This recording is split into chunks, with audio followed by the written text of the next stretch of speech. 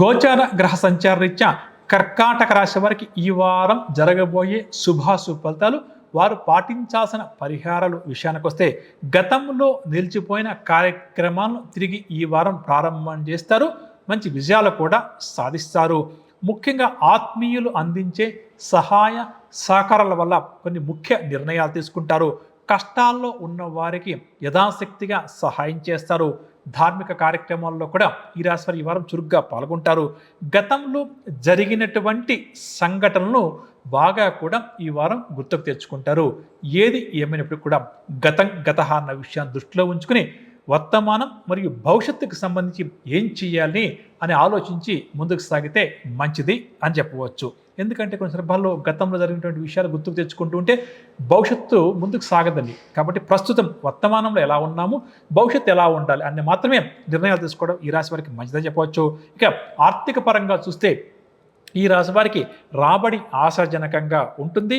రుణదాతల ఒత్తిడి నుంచి బయటపడతారు.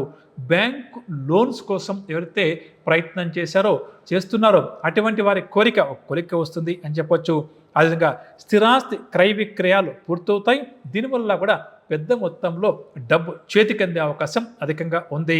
కాకపోతే వీరికి చెప్పదగిన సూచన అంటే ఖర్చుల విషయంలో ఎంత జాగ్రత్త వహిస్తే అంత మంచిది. ముఖ్యంగా అదనపు ఖర్చులు మీద పడే అవకాశం ఉంది. వాటి నుంచి తప్పించుకోలేం. కాకపోతే దుబారా ఖర్చులు కూడా ఈ వారం వీరికి అధికంగా ఉంటుంది.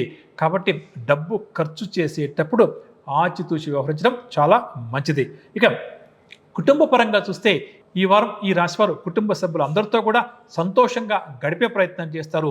పెద్దలు అందించే సలహాలు సూచనలు పాటిస్తారు. శుభకార్యాలు నిర్వహించడం కానీ లేదా శుభకార్యాలకు సంబంధించిన నిర్ణయాలు తీసుకోవడం కానీ ఎక్కువగా చేస్తారు. ఆరోగ్య విషయానికి వస్తే ఇంతకాలం వేధించిన కొన్ని ఆరోగ్య సమస్యల నుంచి ఈ వారం ఈ రాశి వారికి ఉపశమనం లభిస్తుంది. వ్యాపారస్తుల విషయానికి వస్తే గత వారం కంటే కూడా ఈ వారం అధిక మొత్తంలో లాభాలు సంపాదిస్తారు. నూతన పెట్టుబడులు కూడా వీరికి సమకూరుతాయి. కాకపోతే ఒక చిన్న సూచన ఏంటంటే కొన్ని సందర్భాల్లో భాగస్వామ్య వ్యాపారం చేస్తున్న వారు భాగస్వాములు వీరితో విభేదిస్తారు. కాబట్టి సంయమనం పాటించడం మంచిది అని చెప్పవచ్చు. ఉద్యోగస్తుల విషయానికి వస్తే విధి నిర్వహణలో గత కొంతకాలంగా ఎదురవుతున్న అవాంతరాలు ఆటంకాలు తొలగుతాయి. మంచి హోదాలు లభించే అవకాశం అధికంగా ఉంది. అంటే ప్రమోషన్స్ లాంటి వాటి కోసం ఎదురు చూస్తున్న వారు, అర్హత ఉన్న వారికి ప్రమోషన్స్ లభించే అవకాశం అధికంగా ఉంది.